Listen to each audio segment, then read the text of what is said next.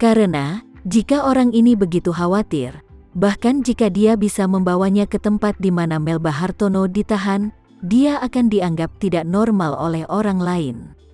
Memikirkan hal ini, Tama Renza menghela nafas tanpa daya, dan berkata, "Karena kualitas mentalmu sangat buruk, maka aku akan memberimu petunjuk psikologis." Setelah berbicara, dia segera menepuk dahi lawan dan berkata, "Mulai sekarang, satu-satunya tugasmu adalah melakukan semua yang aku perintahkan padamu dengan segenap kekuatanmu. Apakah kamu mengerti?" Pada saat ini, mata orang lain itu agak kusam untuk beberapa saat, dan butuh lebih dari 10 detik untuk kembali normal, dan dia dengan hormat berkata kepada Tama Renza, "Aku mengerti." Saat ini, dia telah benar-benar kehilangan kepanikan yang dia alami sekarang. Dia tidak lagi tergagap, kakinya tidak lagi gemetar. Tama Renza kemudian santai, menunjuk ke orang yang terbaring di tanah, dan berkata, "Lepaskan celananya dan kemudian atur dia. Pastikan tidak ada yang akan menemukannya malam ini." "Baik."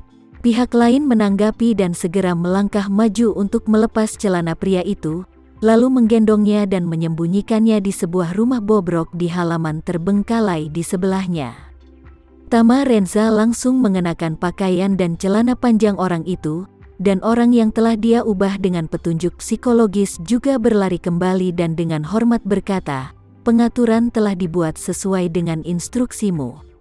Tama Renza mengangguk dan bertanya, "Siapa namamu?"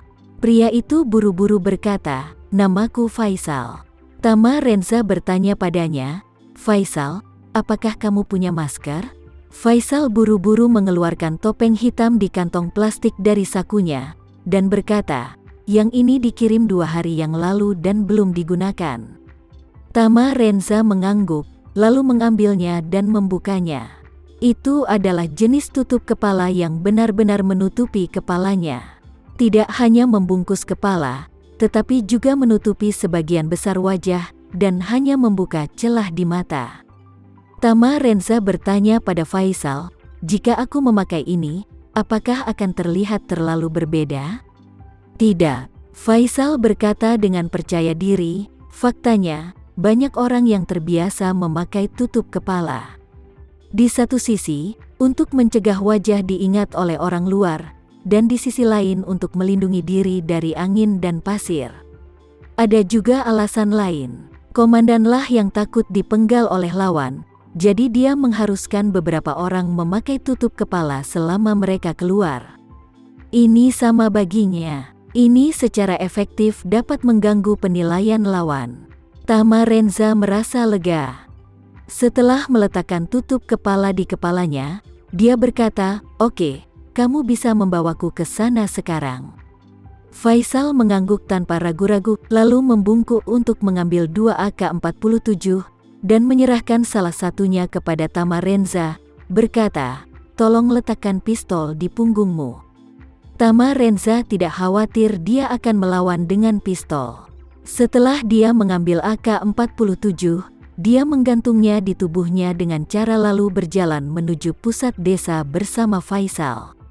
Di tengah perjalanan, ia bertemu dengan banyak tentara yang sengaja berjalan-jalan atau berpatroli. Beberapa orang mengenali Faisal dan menyapanya. Meskipun Faisal agak lambat, dia masih normal secara keseluruhan, jadi tidak ada yang mencurigainya. Sedangkan Tama Renza yang memakai tutup kepala, dia tidak mengucapkan sepatah kata pun, dan tidak ada yang berinisiatif untuk menyapanya, karena saat seseorang memakai tutup kepala, hanya orang yang mengenalnya dengan baik yang bisa mengenali siapa dirinya. Tak satu pun dari orang-orang ini yang tahu siapa dia, dan tak satu pun dari mereka yang bisa menandinginya dengan kenalannya. Faktanya, ini yang paling aman, karena pasukan mereka tampaknya memiliki hampir 2.000 orang, dan tidak ada yang benar-benar akrab dengan semua orang, sehingga mereka tidak dapat mengenali Tama Renza, dan hanya akan mengklasifikasikan Tama Renza sebagai orang asing. Di antara rekan-rekan seperjuangan itu, tidak ada keraguan bahwa Tama Renza akan menjadi penyerang dari luar. Sepanjang jalan menuju alun-alun di tengah desa, Tamarenza menemukan banyak tentara yang dengan gugup sibuk di depan 4 helikopter. Jadi Tamarenza bertanya pada Faisal dengan suara rendah, "Apa yang orang-orang itu lakukan?" Faisal buru-buru menjawab, "Mereka semua adalah anggota brigade helikopter. Kebanyakan dari mereka adalah petugas pemeliharaan. Cuaca hari ini suram dan jarak pandang buruk. Pengamatan visual kami akan sangat dibatasi. Jadi kami akan mengirim helikopter untuk berpatroli secara bergantian.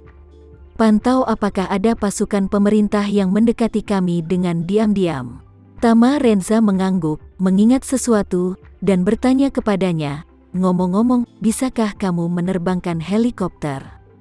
Faisal menggelengkan kepalanya dan berkata, "Aku tidak bisa. Aku dari Brigade Lapis Baja. Aku bisa mengendarai tank dan kendaraan infanteri." Tamarenza mengangguk tentang bagaimana mengambil dirinya sendiri setelah menyelamatkan Melba. Dia masih belum memiliki rencana yang jelas. Akan menyenangkan menyelamatkan Melba sendirian, bahkan jika dia menggendongnya dan melarikan diri dengan tenang. Berjalan puluhan kilometer di sepanjang jalan pegunungan untuk bertemu orang-orangnya dan yang lainnya bukanlah apa-apa. Namun, jika dia ingin menyelamatkannya dan 7 temannya pada saat yang sama, itu akan menjadi rumit sendiri.